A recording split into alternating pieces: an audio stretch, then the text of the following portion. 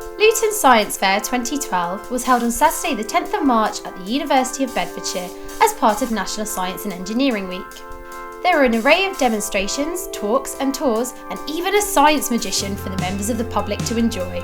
Put on by staff and students, the Science Fair was to showcase the work that goes on in the university to inspire the next generation of scientists and remind the rest of us that science is everywhere.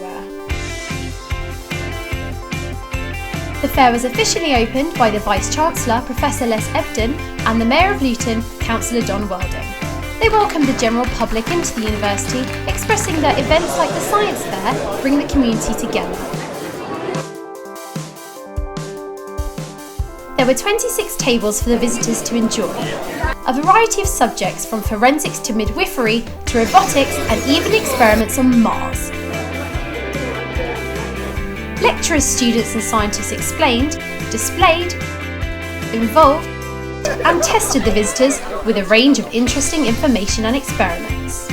What we have here today are a selection of slides under the microscope with different tissues on it. So we've got stained up so we can see the structures of the kidney or the lung or the liver, small intestine. Also some cells where the chromosomes are visible and actually dividing. You can come along and see what the organs in our body actually look like. So on the stall today we are looking at space tourism, so perhaps the future of space, and looking at the types of galactic trips that people might take in the future, only 200,000, looking at aircraft and how we actually get to different foreign places and all around the world.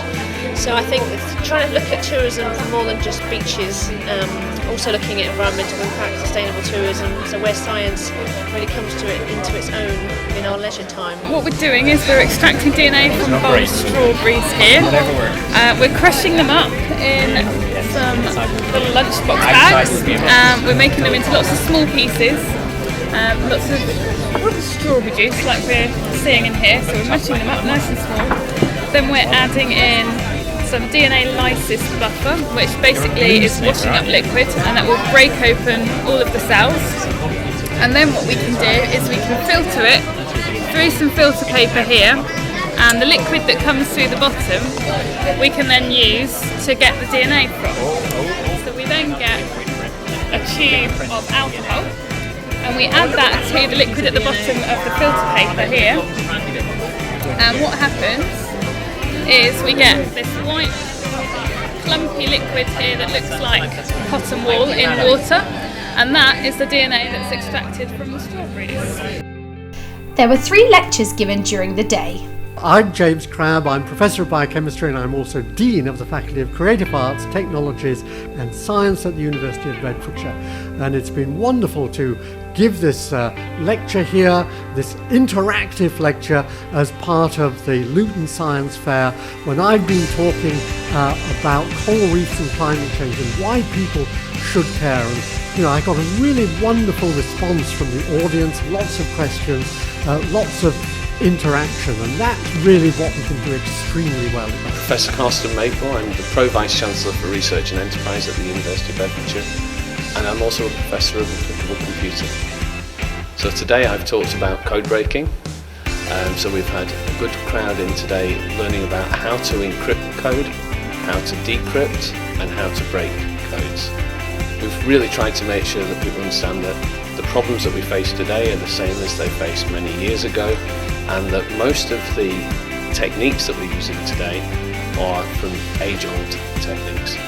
So, and also related about how codes were broken many years ago, both in the war and before that. The same techniques happen today. I'm Peter Dean, I'm Head of Video Arts and Production here at the University of Bedfordshire. Very pleased to be taking part in the Luton Science Fair Day. So it's been a great day, really enjoyed it. I've been giving a talk on science and the media. It's an interesting topic because the way in which science is represented is the way in which people see it in the world and through the media. So I've just given a talk to a group of people on that. We had a good interactive chat, showed some clips, some famous bits of representations of science in the media, Frankenstein and Back to the Future, Doctor Who and things like that. At the end of the day, Mad Science showed us for an hour about how science can be as fun as well as informative. Does anyone here like Harry Potter? Next week.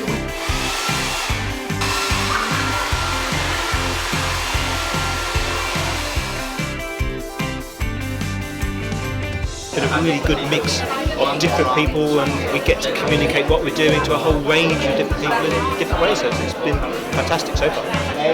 I think it's been a really brilliant interactive day where people have really got involved, and I'm really pleased about that. Really fun and exciting.